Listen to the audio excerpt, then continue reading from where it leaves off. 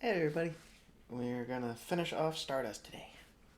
So, Chapter 9, which deals chiefly with the events at Diggory's Dyke. Diggory's Dyke was a deep cut between two chalk downs, high, green hills where a thin layer of green grass and reddish earth covered the chalk and there was scarcely soil enough for trees. The dike looked from a distance like a white chalk gash on a green velvet board. Local legend had it that the cut was dug in a day and a night by one Diggory, using a spade that had once been a sword blade before Wayland Smith had melted it down and beaten it out on his journey into Fairy from the Wall. There were those who said that the sword had once been a flamberge, and others that it had once been the sword Balmung. But there were none who claimed to know just who Diggory had been, and it might all have been the stuff of nonsense. Anyway, the path went to wall through Diggory's Dyke, or, and any foot traveler or any person going by any manner of wheeled vehicle went through the dike, where the chalk rose up on either side like thick white walls, and the downs rose up around them like the green pillows of a giant's bed. In the middle of the dike, beside a path, was what appeared at first glance to be little more than a heaped pile of sticks and twigs. A closer inspection would have revealed it to be something in nature partway between a small shed and a large wooden tepee, with a hole in the roof through which gray smoke occasionally would be seen to trickle out. The man in black had been giving the pile of sticks a close inspection as he could for 2 days now, from the top of the downs far above, and, when he dared chance it, from closer. The hut he had established was inhabited by a woman of advanced years. She had had no companions and no obvious occupation apart from that of stopping each and every lone traveler and each conveyance that passed through the dike and passing the time of day. She seemed harmless enough, but Septimus had not become the only surviving male member of his immediate family by trusting appearances, and this old woman had, he was certain of it, slit Primus's throat. The obligation of revenge demanded a life for a life. They did not specify any way that the life should be taken. Now, by temperament, Septimus was one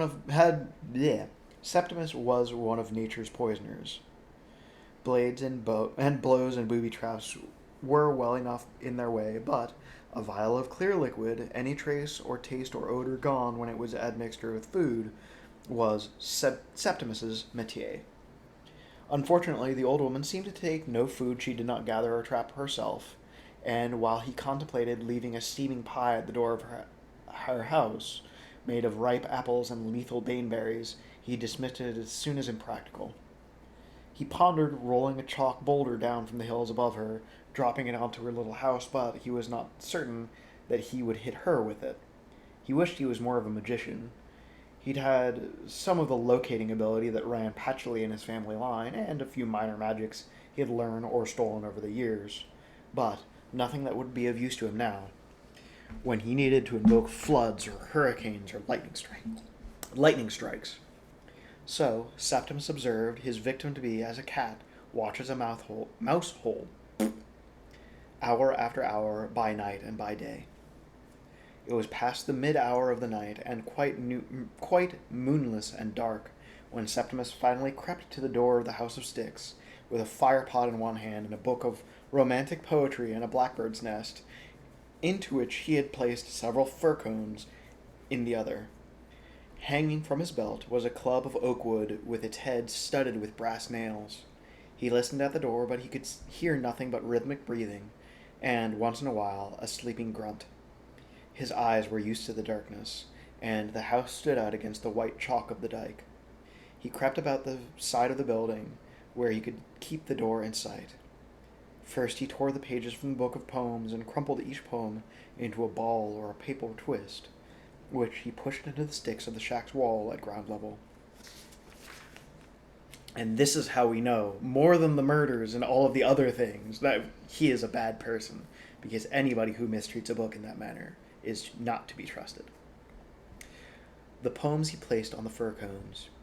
Next he opened the firepot, and with his knife he fished a handful of waxed linen scraps from the lid, dipped them into the glowing charcoal of the pot, and, when they were burning well, he placed them on the paper twists and the cones, and blew gently on the flickering yellow flames until the pile caught. He dropped dry twigs from the bird's nest onto the little fire, which cracked in the night and began to blossom and grow. The dry sticks of the wall smoked gently, forcing Septimus to suppress a cough, and then they caught fire and Septimus smiled. Septimus returned to the door of the hut, hefting his wooden club on high. For, he reasoned, either the hag will burn within her house, in which case my task is done, or she will smell the smoke, awake, affrighted and distracted, and she will run from the house, whereupon I shall beat her head in with my club, staving it in before she can utter even a word. And she will be dead, and I will be revenged. It is a fine plan, said Tertius, in the crackling of the dry wood. And once he's killed her, he can go on to obtain the power of Stormhold. We shall see, said Primus, and his voice was the wail of a distant night bird. Flames licked at the little wooden house and grew and blossomed on its sides with a bright yellow-orange flame. No one came to the door of the hut. Soon the place was an inferno, and Septimus was forced to take several steps backwards from the intensity of the heat. He smiled widely and triumphantly and lowered his club. Then there came a sharp pain from the heel of his foot. He twisted and saw a bright-eyed snake crimson in the fire's glow, with its fangs sunk deep into the back of his leather boot. He flung his club at it, but the creature pulled back from his heel and looped at great speed away from him, behind one of the white chalk boulders. The pain in his heel began to subside. There was poison in its bite, thought Septimus. The leather will have taken much of it. I shall bind my leg at the calf, and then I shall remove my boot and make a cross-shaped incision at the place where I was bitten, and I shall suck out the serpent's venom. Which, let's be honest, that's pretty impressive. I'm flexible. I can't do that. So thinking, he sat down upon a chalk boulder in the fire's light and tugged at his boot. It would not come off. His foot felt numb, and he realized that the foot must be swelling fast. Then I'll have to cut the boot off, he thought. He raised his foot to the level of his thigh, and for a moment he thought his world was going dark, and then he saw the flames which had illuminated the dike like a bonfire were gone, and he felt chilled to the bone. So, said a voice from behind him, soft as a silken strangling rope, sweet as a poisoned lozenge. You thought that you could warm yourself at the burning of my little cottage. Did you wait at the door to beat out the flames that should they not prove to my liking? Septimus would have answered her, but his jaw muscles were clenched, his teeth gritted hard together. His heart was pounding inside his chest like a small drum, not its usual steady march, but a wild, arrhythmic abandon. He could feel every vein and artery in his body threading fire through his frame. If it was not ice that they pumped, he could not tell. An old woman stepped into view. She looked like the woman who had inhabited the wooden hut, but older, so much older. Septimus tried to blink to clear his tearing eyes, but he had forgotten how to blink, and his eyes would not close. You should be ashamed of yourself, said the woman, attempting arson and violence upon the person of a poor old lady living upon her own, who would be entirely at the mercy of every passing vagabond, were it not for the kindness of her little friends. And she picked up something from the chalky ground and placed it upon her wrist. Then she walked back into the hut, which was miraculously unburnt, or restored. Septimus did not know, and did not care. His heart juddered and syncopated inside his chest, and if he could have screamed, he would. It was dawn before the pain ended, and, in 6 voices, his older brothers welcomed Septimus to their ranks. Septimus looked down one last time upon the twisted, still-warm form he had once inhabited, and at the expression in his eyes. Then he turned away. There are no brothers left to take a revenge on her, he said, in the voice of mourning curlews. And it is none of us will ever be the Stormhold. The Lord of Stormhold. The Storm of Stormhold! Ha-ha! The Lord of Stormhold. Well, let us move on. And after that, there were not even ghosts in that place. The sun was high in the sky that day when Madame Semele's caravan came lumbering through the chalk cut out of Diggory's dike. Madame Semele noticed the soot-blackened wooden hovel beside the road, and, as she approached closer, the bent old woman in her faded scarlet dress, who waved at her from beside the path. The woman's hair was white as snow, her skin wrinkled, and one eye was blind. Good day, sister. What happened to your house? Asked Madame Semele. Oh, young people today, one of them thought it would be good sport to fire the house of a poor old woman who's never harmed a soul. Well, he learned his lesson soon enough. Aye, said Madame Semele, they always learn and are never grateful to us for the lesson. Well, there's a truth for you, said the woman in the faded scarlet dress. Now tell me, dear, who rides with you this day?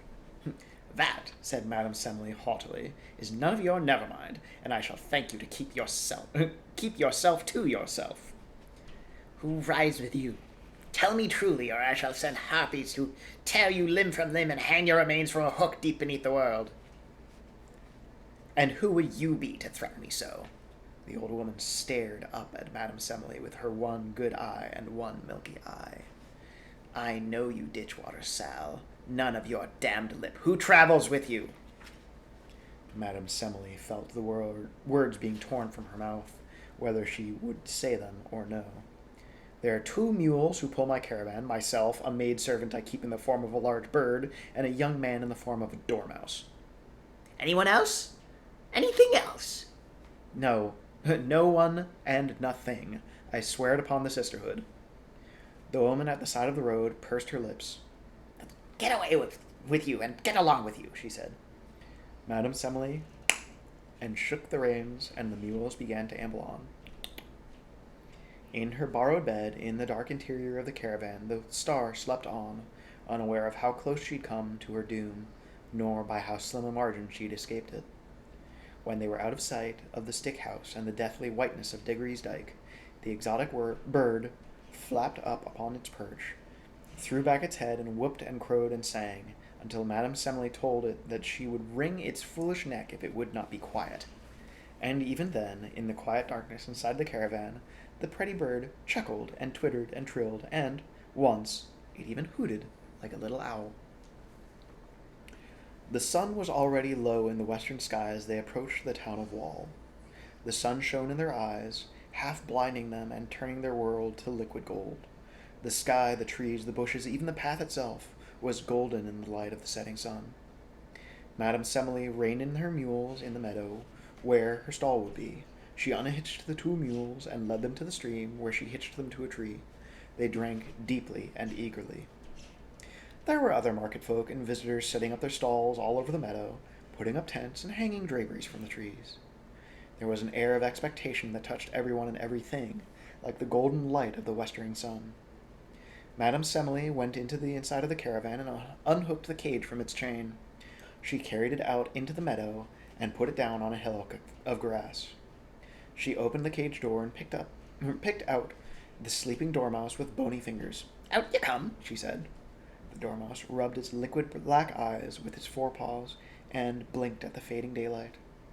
The witch reached into her apron and produced a glass daffodil. With it, she touched Tristan's head. Tristan blinked sleepily, then he yawned, then he ran a hand through his unruly brown hair and looked down at the witch with a fierce anger in his eyes.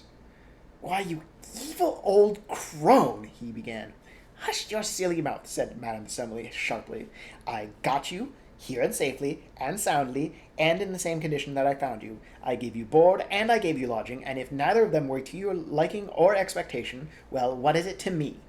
Now, be off with you before I change you into a wiggling worm or bite off your head. If it is not your tail, go, shoot, shoot! Tristan counted to 10 and then, ungraciously, walked away. He stopped a dozen yards away beside a copse and waited for the star, who limped down the side of the caravan steps and came over to him. Are you all right? He asked, genuinely concerned as she approached. Yes, thank you, said the star. She did not ill-use me, and indeed I do not believe that she ever knew that I was even there at all. Isn't that peculiar? Madame Semele had the bird in front of her now. She touched its plumed head with her glass flower, and it flowed and shifted and became a young woman, in appearance not too much older than Tristan himself, with dark curling hair and furred cat-like ears. She darted a glance at Tristan, and there was something about those violet eyes that Tristan found utterly familiar, although he could not recall where he had seen them before. So that's the bird's true form, said Yvain. She was a good companion on the road. And then the star realized that the silver chain that had kept the bird captive was still there, now that the bird had become a woman, for it glinted upon her wrist and ankle. And Yvain pointed this out to Tristan. Yes, said Tristan. I can see it is awful, but I'm not sure there's anything much we can do about it. They walked together through the meadow towards the gap in the wall. We'll visit my parents first, said Tristan, for I have no doubt that they've missed me as I have missed them, although, truth to tell, Tristan had scarcely given his parents a second thought of his journeyings, or on his journeyings. And then we'll have to pay Victoria Forrester, and it was with this and that Tristan closed his mouth, for he could no longer reconcile his old idea of giving the star to Victoria Forrester with his current notion that the star was not a thing to be passed from hand to hand, but a true person in all respects, and no kind of a thing at all. And yet Victoria Forrester was the woman he loved. Well and all, he would burn that bridge when he came to it, he decided, for now he would take Yvain into the village and deal with the events as they came. He felt his spirits lift, and his time as a dormouse had already become nothing more in his head than the remnants of a dream, as if he'd merely taken an afternoon nap in front of a kitchen fire and was now wide awake once more. He could almost taste in his mouth the memory of Mr. Bromius's best ale, although he realized with a guilty start that he'd forgotten the color of Victoria Forrester's eyes. The sun was huge and red behind the rooftops of wall when Tristan and Yvain crossed the meadow and looked down upon the gap in the wall. The star hesitated. Do you really want this? She asked Tristan. I have misgivings. Oh, don't be nervous, he said. Although it's not surprising that you have nerves, my stomach feels as if I had swallowed 100 butterflies. You'll feel so much better when you are sitting in my mother's parlor drinking her tea. Well, not drinking tea, but there will be tea for you to sip. Well, I swear that for such a guest, and to welcome her boy back home, my mother would break out the best china. And his hand sought hers and gave it a reassuring squeeze. She looked at him and she smiled gently and ruefully. Whither thou goest, she whispered. Hand in hand, the young man and the fallen star approached the gap in the wall. Chapter 10. Stardust. It has occasionally been remarked upon that it is as easy to overlook something large and obvious as it is to overlook something small and niggling, and that the large things one overlooks can often cause problems. Tristan Thorn approached the gap in the wall from the fairy side, for the second time since his conception 18 years before, with the star limping beside him. His head was a whirl from the scents and sounds of his native village, and his heart rose within him. He nodded politely to the guards on the gap as he approached, recognizing them both. The young man, shifting idly from foot to foot, sipping a pint of what Tristan supposed to be Mr. Bromius's best ale, was Wystan Pippin. Pippin! Who had been once Tristan's schoolfellow, although never his friend, while the old man, sucking irritably upon a pipe, probably also filled with soup, which appeared to have gone out, was none other than Tristan's former employer at Monday and Brown's, Jerome Ambrose Brown, Esquire. The men had their backs to Tristan and Yvain, and were resolutely facing the village as if they thought it sinful to observe the preparations occurring in the meadow behind them. Good evening, said Tristan politely. Wystan, Mr. Brown. The two men started. Wystan pulled his beard down from... poured his... bleh.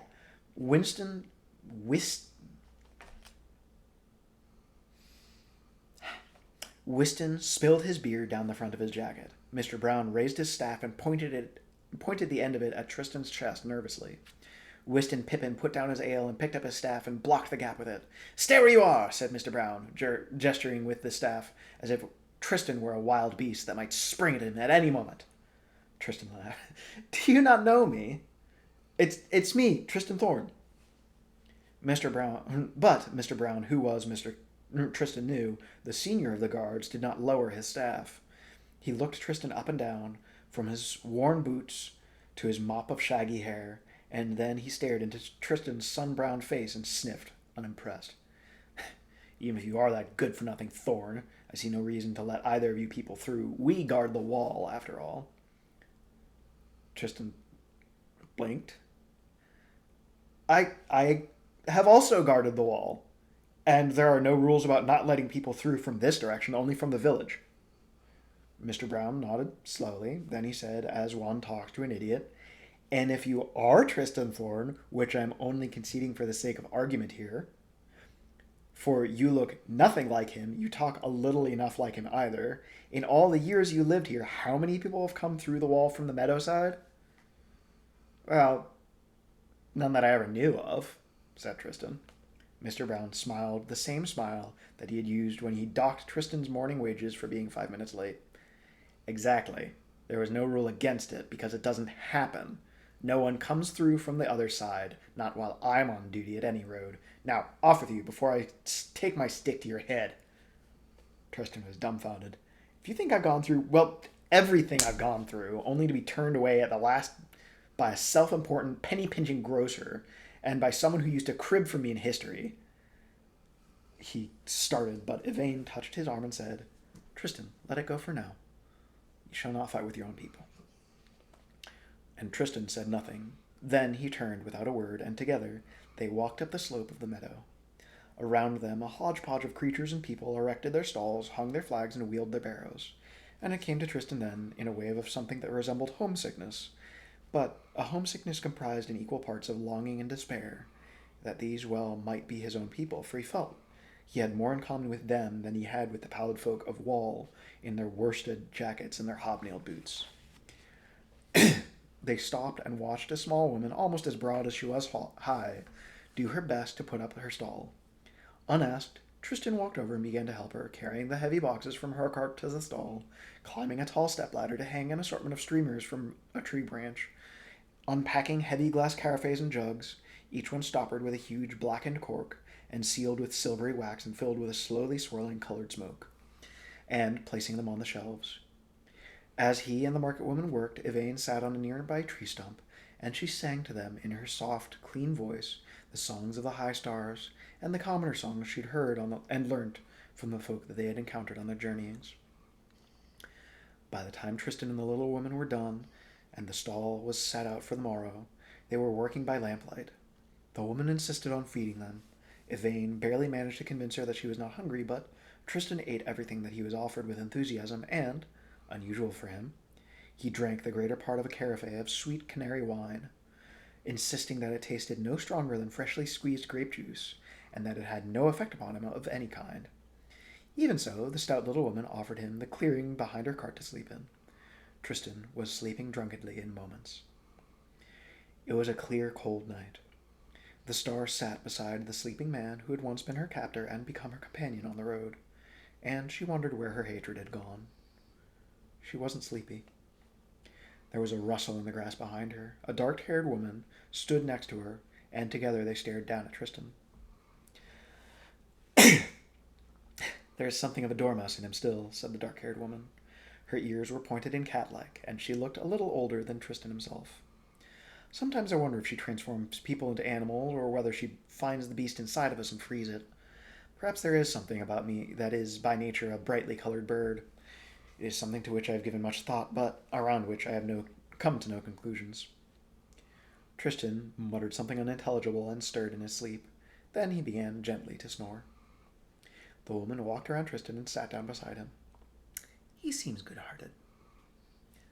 Yes, I suppose that he is. I should warn you, said the woman, that if you leave these lands for over there, and she gestured towards the village of Wall with one slim arm, from the wrist of which a silver chain glittered, then you will be, as I understand it, transformed into what you would be seen in that world, a cold, dead thing, sky-fallen. The star shivered, but she said nothing. Instead, she reached across Tristan's sleeping form to touch the silver chain, which circled the woman's wrist and ankle and led off into the bushes beyond. You get used to it in time, said the woman. Do you really? The violet eyes stared into the blue eyes, and then she looked away. No. The star let go of the chain. He once caught me with a chain much like yours. Then he freed me and I ran from him. But he found me and bound me with an obligation which binds my kind more securely than any chain ever could. An April breeze An April breeze ran across the meadow, stirring the bushes and trees in one long chilly sigh. The cat-eared woman tossed her curly hair back from her face and said, "You are under a prior obligation, are you not? You have something that does not belong to you, which you must deliver to its rightful owner." "Who are you?" she asked. "I told you I was the bird in the caravan," said the woman. "I know what you are. I know why the witch woman never knew that you were there. I know who seeks you. I know why she needs you. And I also know the provenance of the topaz stone you wear upon a silver chain around your waist. Knowing this, and what manner of thing you are, I know the obligation you must be under." She leaned down, and, with delicate fingers, she tenderly pushed the hair from Tristan's face. The sleeping youth neither stirred nor responded. "I do not think that I believe you or trust you," said the star. A night bird cried in a tree above them. It sounded very lonely in the darkness. "I saw the topaz around your waist when I was a bird," said the woman, standing once more.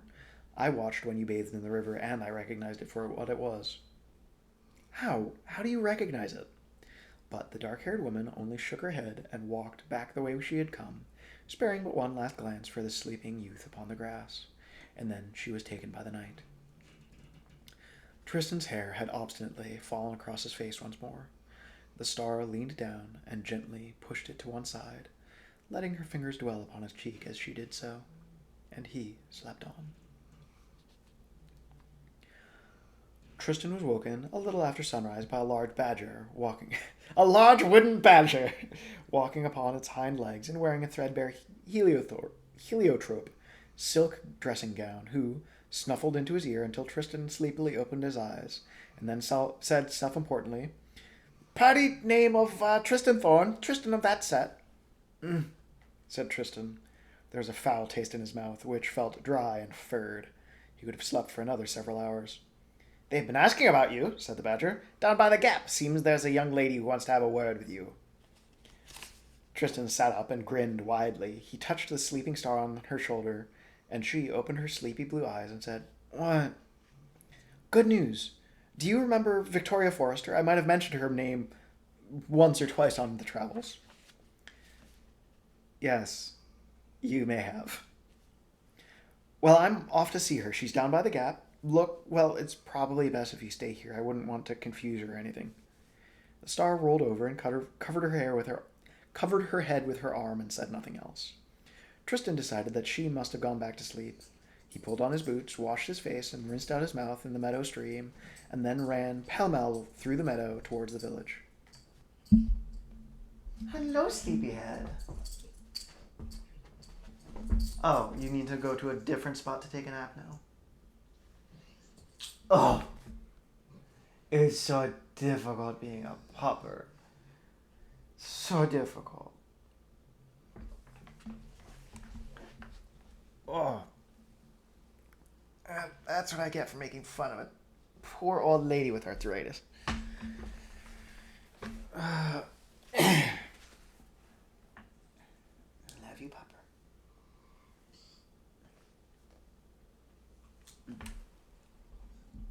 So I can pet the duck. The guards on the wall this morning were Reverend Miles, the vicar of Wall, and Mr. Bromius, the innkeeper. Excuse me. Standing between them was a young lady with her back to the meadow. "Victoria!" called Tristan with delight. But then the young lady turned, and he saw that it was not Victoria Forrester, who he remembered suddenly, and with delight in the knowing, had gray eyes. That was what they were, gray. How could he have ever allowed himself to forget? But who this young lady could have been in her fine bonnet and shawl, Tristan could not say, although her eyes flooded with tears at the sight of him. "Tristan, it is you! Oh, they said it was! Oh, Tristan, how could you? How could you?" And then he realized who the young lady reproaching him must be. "Louisa?" he said to his sister. "You've certainly grown while I was away, from a chit of a girl into a fine young lady." She sniffed and blew her nose into a lace-edged linen handkerchief, which she pulled from her sleeve. "And you," she told him, dabbing at her cheeks with her handkerchief, "have turned into a mop-haired, raggle-taggle gypsy on your journeyings, but I suppose you look well, and that is a good thing. Come on now." She motioned impatiently for him to walk through the gap in the wall and come to her.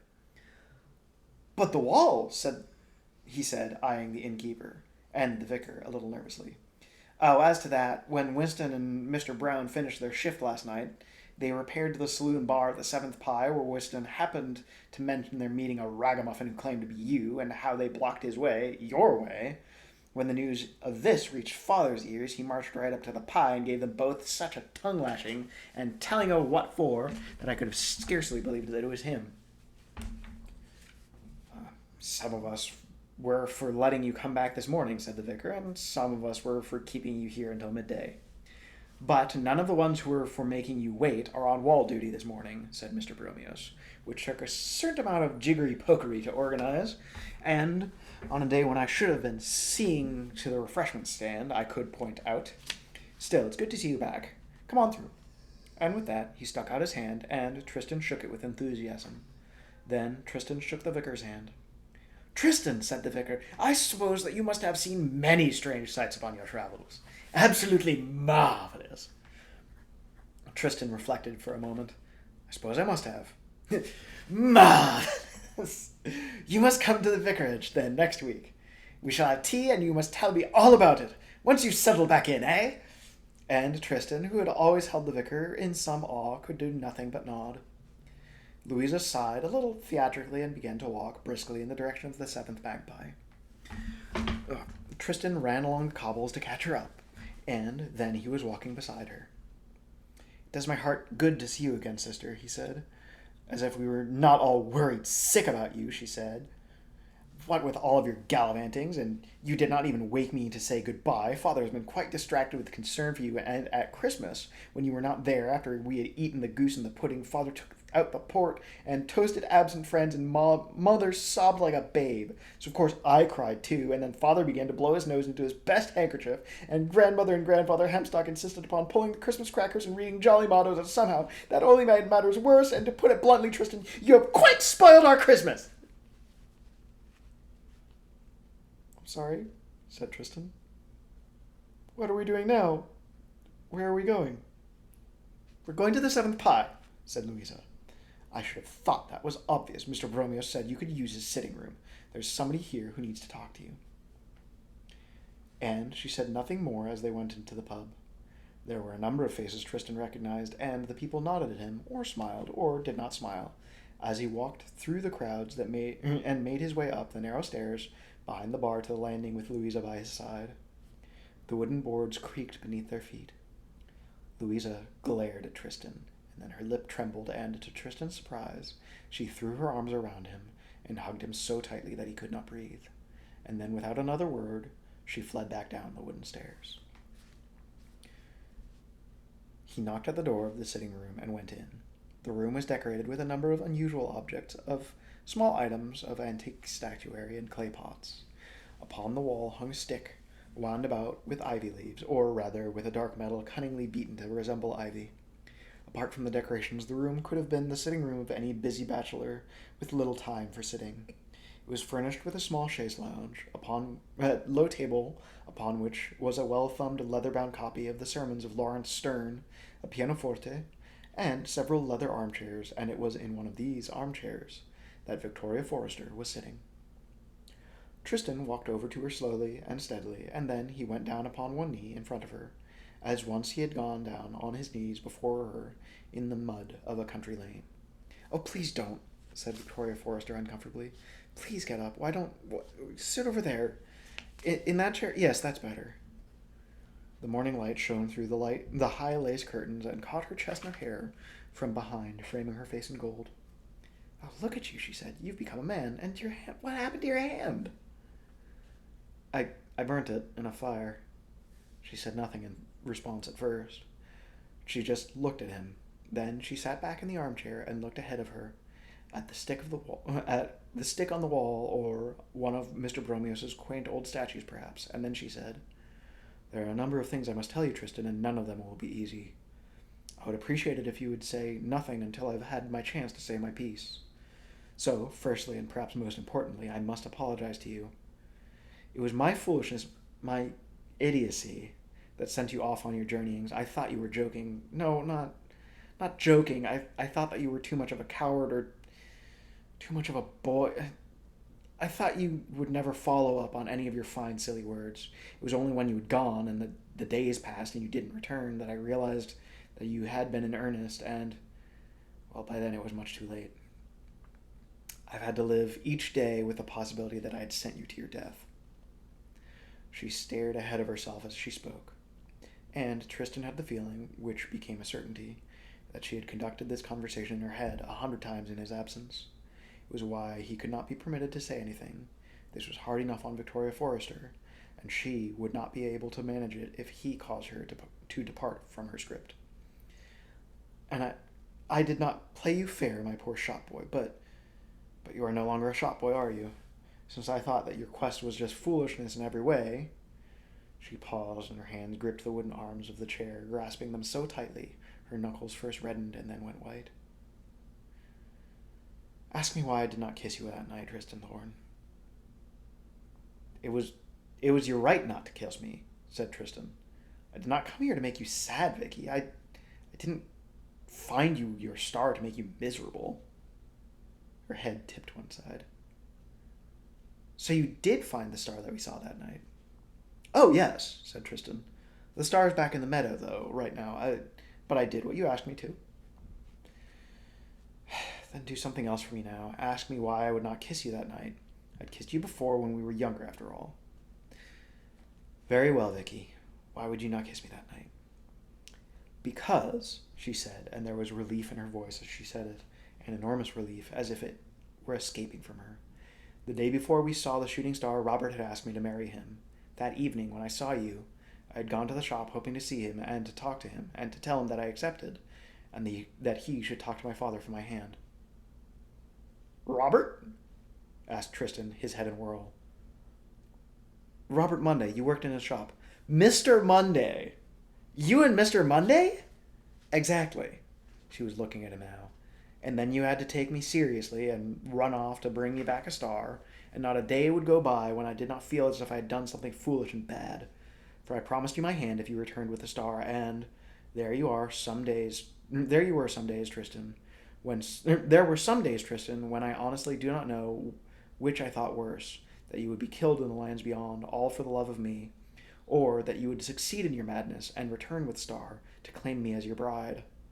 Now, of course, some folks hereabouts told me not to make on so, and that it was inevitable that you would have gone off into the lands beyond, of course, it being your nature, and you being from there in the first place, but somehow in my heart I knew that it was my fault, and that one day you would return to claim me.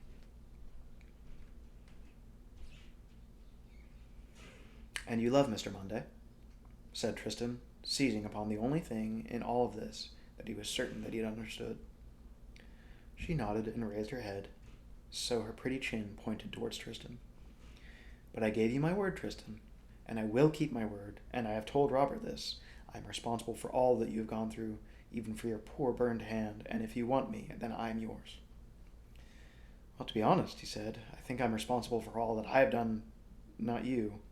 And it is hard to regret a moment of it, although I missed soft beds from time to time, and I shall never be able to look at another dormouse in quite the same way again, but you did not promise me your hand if I ever came back with a star, Vicky. I didn't? No, you promised me anything I desired. Victoria Forrester sat bolt upright then, and looked down at the floor. A red spot burned in each pale cheek, as if she'd been slapped. Do I understand you to be... she began, but Tristan interrupted her. No. I don't think you do, actually. You said you would give me whatever I desire. Then, yes, then, I desire that you should marry Mr. Monday. I desire that you should be married as soon as possible, why within this week if such a thing can be arranged, and I desire that you should be as happy together as ever a man and woman have ever been. She exhaled in one low, shuddering breath of release. Then she looked at him. Do you mean it? She asked. Marry him with my blessing, and we will be quits and done. And the star will probably think so too. There was a knock at the door. It was all well in there, called a man's voice. Everything is very well, said Victoria. Please, come in, Robert. You remember Tristan Thorn, do you not? Good morning, Mr. Monday, said Tristan, and shook Mr. Monday's hand, which was sweaty and damp. I understand that you are to be married soon. Permit me to tender my congratulations. Mr. Monday grilled.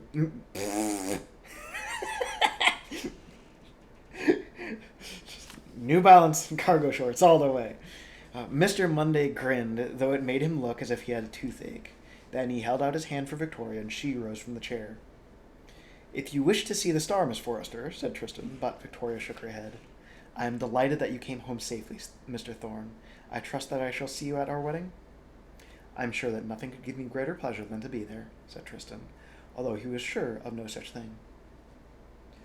On a normal day, it would have been unheard of for the seventh magpie to have been so crowded before breakfast, but this was market day, and wall folk and strangers were crowded into the bar, eating heaped plates of lamb chops and bacon and mushrooms and fried eggs and black pudding. Dunstan Thorne was waiting for Tristan in the bar. He stood up when he saw him, walked over and clasped him on the shoulder without speaking, and said, So you make it back without hurt. And there was pride in his voice.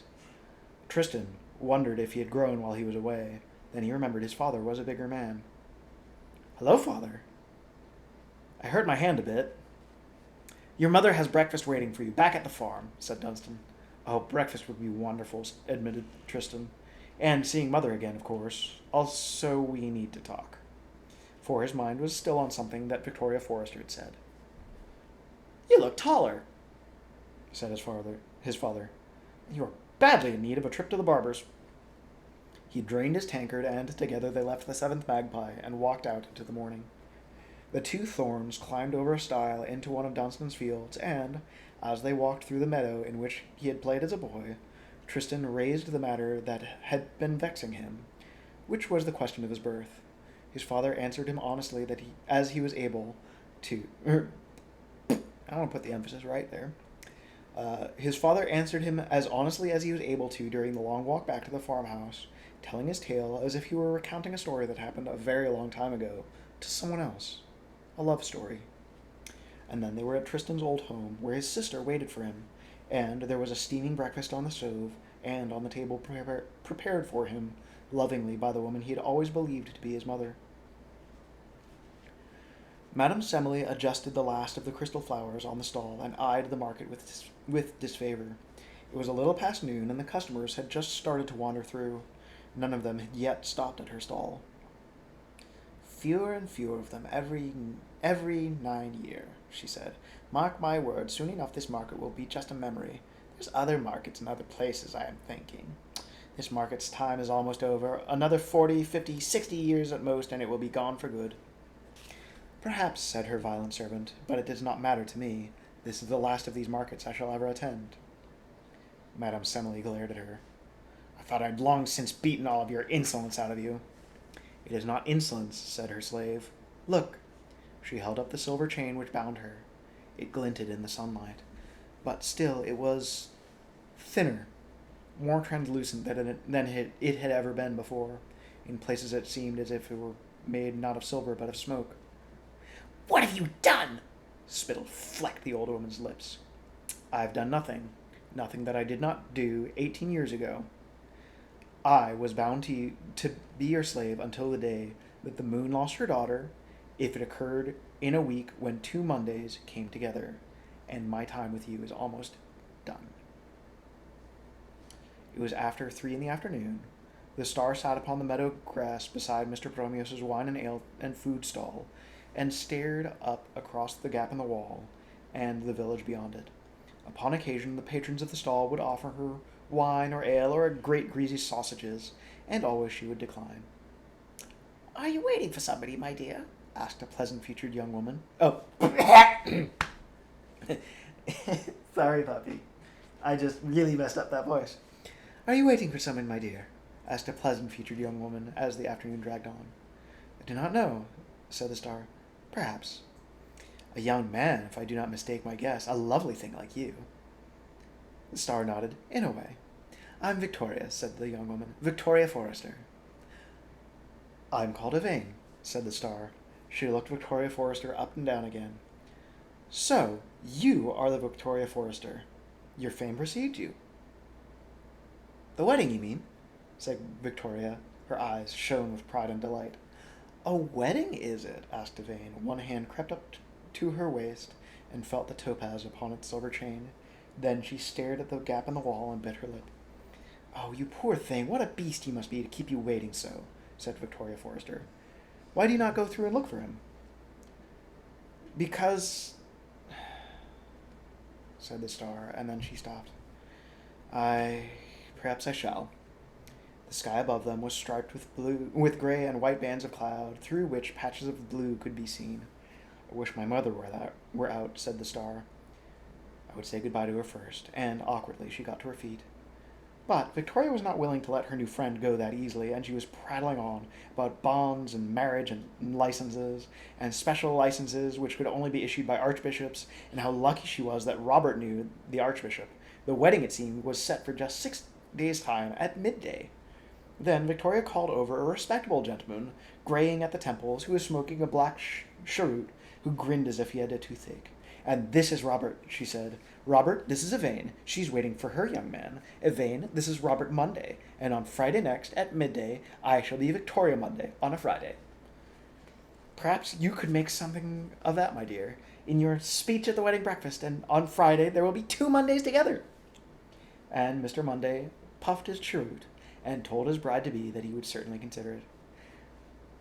Then you're not marrying Tristan Thorne, she said with care.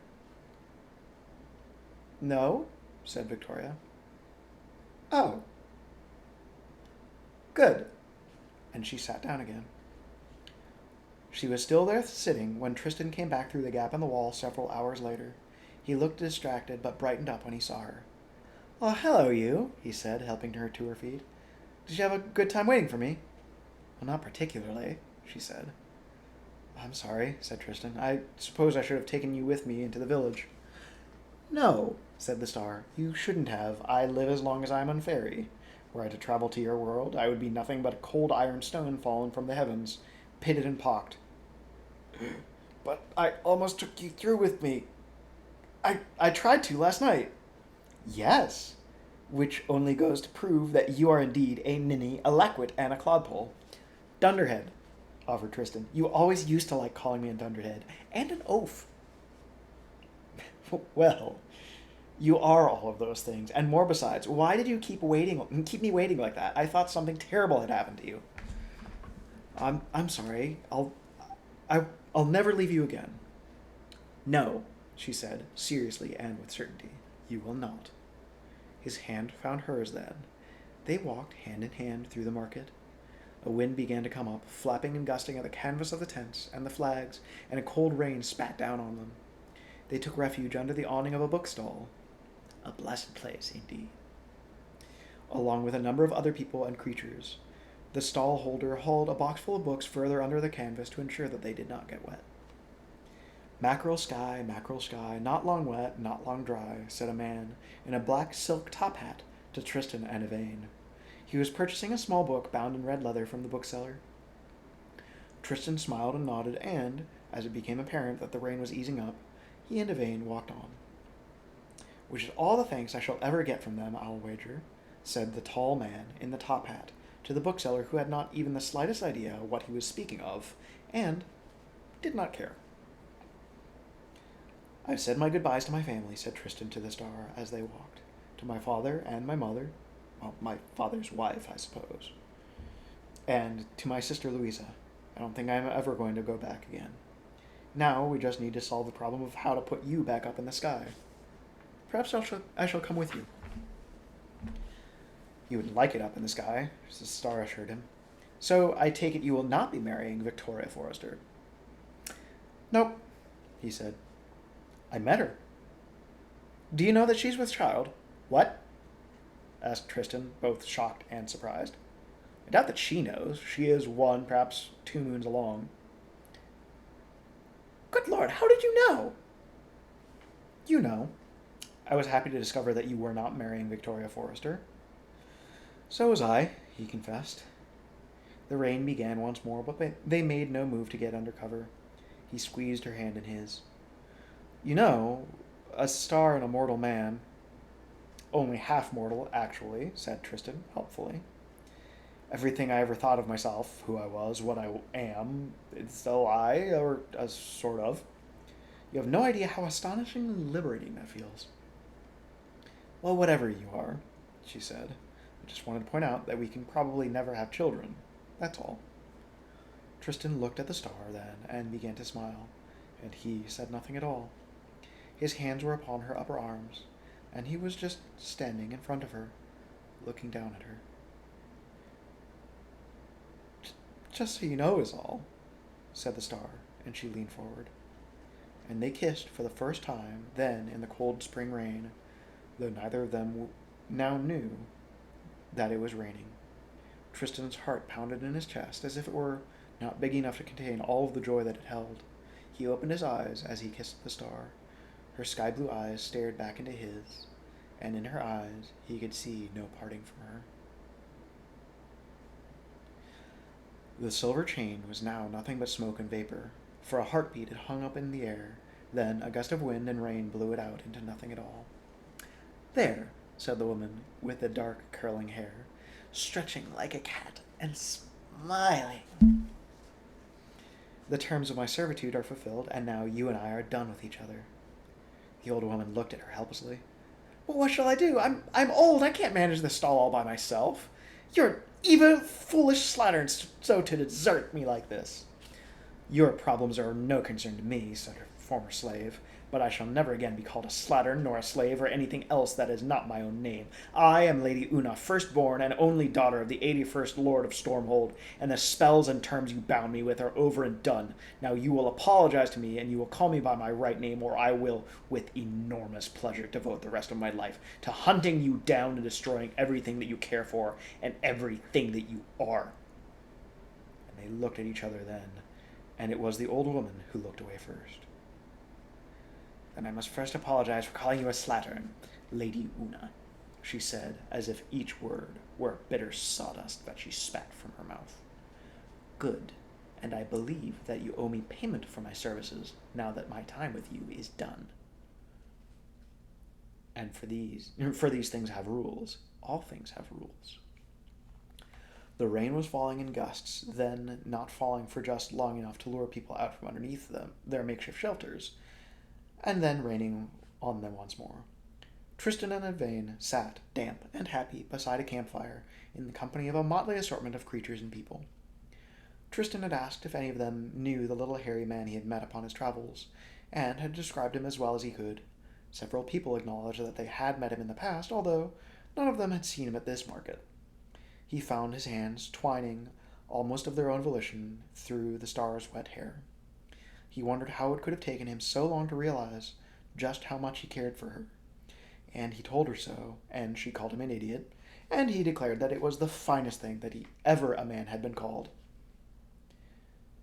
So where are we going, once the market is done? Tristan asked the star. I do not know, she said, but I have one obligation still to discharge. You do? Yes. The topaz thing I showed you, I have to give it to the right person. The last time the right person came along, the innkeeper cut his throat, so I have it still, but I wish it were gone. A woman's voice over his shoulder said, Ask her for what she carries, Tristan Thorn. He turned and stared into eyes the color of meadow violets. You were the bird in the witch's caravan, he told the woman. When you were the dormouse, my son, said the woman. I was the bird, but now I have my own form again, and my time of servitude is over. Ask Yvain for what she carries. You have the right. He turned back to the star. Yvain? She nodded, waiting. Yvain, will you give me what you are carrying? She looked puzzled, but then she reached inside of her robe, fumbled discreetly, and produced a large topaz stone on a broken silver chain. It was your grandfather's, said the woman to Tristan.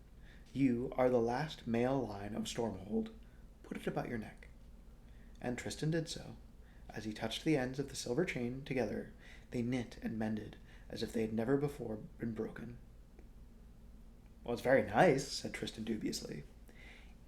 It's the power of Stormhold, said his mother. There's no one can argue with that. You are of the blood, and all of your uncles are dead and gone. You will make a fine lord of Stormhold. Tristan stared at her in honest puzzlement. But I have no wish to be lord of anywhere, or of anything, except perhaps my lady's heart. And he took the star's hand in his, and he pressed it to his breast and smiled. The woman flicked her ears impatiently. In almost 18 years, Tristan Thorn, I have not demanded one single thing of you, and now the simple little request that I can make. The tiniest favor that I ask of you, and you say no. Now I ask of you, Tristan, is that any way to treat your mother? No, mother, said Tristan. Well, she continued, slightly mollified, and I think it will do you young people good to have a home of your own, and for you to have an occupation. And if it does not suit you, you may leave, you know. There is no silver chain that will be holding you to the throne of Stormhold. And Tristan found this quite reassuring. Yvain was less impressed, for she knew that silver chains come in all shapes and sizes. But she knew also that it would not be wise to begin her life with Tristan by arguing with his mother. Might I have the honor of knowing what you were called? Asked Yvain, wondering if she was laying it on a bit thickly. Tristan's mother preened, and Yvain knew that she was not. I am the Lady Una of Stormhold, she said, and then she reached into a small bag, which hung from her side, and produced a rose made of glass, of a red so dark that it was almost black in the flickering firelight. It was my payment for more than 60 years of servitude. It galled her to give it to me, but rules are rules, and she would have lost her magic and more if she had not settled up. Now I plan to barter it for a palanquin to take us back to Stormhold, for we must arrive in style. Oh, I missed Stormhold so badly. We must have bears and outriders and perhaps an elephant. They're so imposing, and nothing says "get out of the way" quite like an elephant in the front. No, said Tristan. No, said his mother. No. You may travel by palanquin, and elephant, and camel, and all that if you wish to, mother. But Yvain and I will make our own way there and travel at our own speed. The Lady Una took a deep breath, and Yvain decided that this argument was one that she would rather be somewhere else for. So she stood up and told them that she was going to be back soon, that she needed a walk, and that she would not be wandering too far. Tristan looked at her with pleading eyes, but Yvain shook her head. This was his fight to win, and he would fight it better if she was not there. She limped through the darkening market, pausing beside a tent from which music and applause could be heard, and from which light spilled like warm golden honey. She listened to the music, and she thought her own thoughts. It was there that a bent, white-haired old woman, glaucous in one eye, hobbled over to the star and bade her stop a while and talk. About what? Asked the star. The old woman, shrunk by age and time to something little bigger than a child, held on to a stick as tall and bent as herself, with palsied and swollen knuckle hands. She stared up at the star with her good eye and her milk-blue eye, and she said, I came to fetch your star's heart back with me. Is that so? Asked the star. Aye, said the old woman. I nearly had it at that, up in the mountain pass. She cackled at the back of her throat in the memory. Do you remember? She had a large pack that sat like a hump on her back. A spiral ivory horn protruded from the pack, and Yvain knew where she had seen that horn before. That was you? Asked the star of the tiny woman. You with the knives. That was me. But I squandered away all the youth I took for the journey. Every act of magic lost me a little of the youth I wore, and now I am older than I have ever been. If you touch me, said the star, lay but a finger on me, you will regret it forevermore. If ever you get to be my age, said the old woman, you will know that all there is to know about regrets, and you will know that once more, here or there, they will make no difference in the long run. She snuffled in the air. Her dress had once been red, but it seemed to have been much patched up and taken up and faded over the years. It hung down from one shoulder, exposing a puckered scar that might have been many hundreds of years old. So what I want to know is why I can no longer find you in my mind. You're still there, just you're like a little ghost or will-o-wisp. Not long ago, you burned, your heart burned in my mind like a silver fire. But after that night in the inn, it became patchy and dim. And now it's not there at all. Yvain realized that she had felt nothing but pity for the creature who had wanted her dead, and so she said, "Could it be that the heart you seek is no longer my own?" The old woman coughed. Her whole frame shook and spasmed with the wretched effort of it. The star waited for her to be done, and then she said, "I've given my heart to another." The boy? The one at the inn? With the unicorn? Yes. You should have let me take it back then, for my sisters and me. We could have been young again, well into the next age of the world. Your boy will break it, or waste it, or worse, lose it. They all do. Nonetheless, said the star, he has my heart. I hope that your sisters will not be too hard on you when you return to them without it. It was then that Tristan walked across to Yvain and took her hand and nodded to the old woman. All sorted out and nothing to worry about. And the palanquin? Oh, Mother will be traveling by palanquin. I'd promised that we'd get to Stormhold sooner or later, but we can take our time on the way. I think we should buy a couple of horses and see the sights. And your mother acceded to this. In the end. Anyway, I'm sorry to interrupt. We're almost done, said Yvain. And she turned back to the little old woman. My sisters will be harsh but cruel, said the old witch queen. However, I appreciate the sentiment. You have a good heart, child. A pity it will not be mine. And the star leaned down then and kissed the old woman on her wizened cheek, feeling the rough hairs on it scrape her soft lips. And then the star and her true love walked away towards the wall. Who was the old biddy? Asked Tristan. She seemed a bit familiar. Was anything wrong?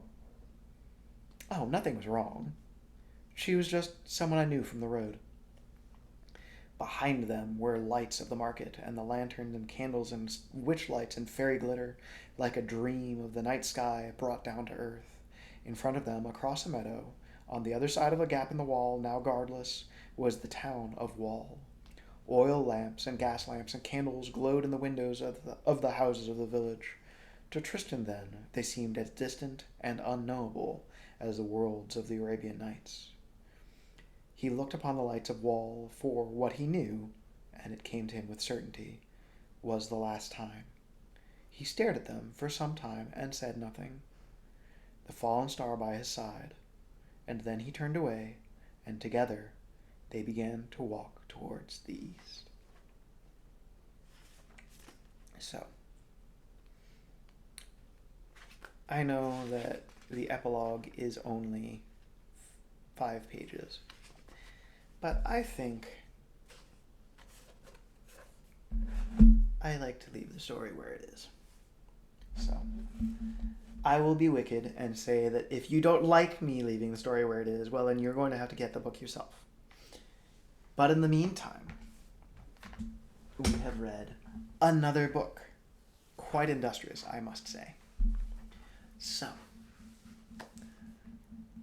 good night. Get some rest and do your best to become somebody who you can be proud of. And if people can hate without reason, then I can love you for even less. So, I love you very much. Go to sleep.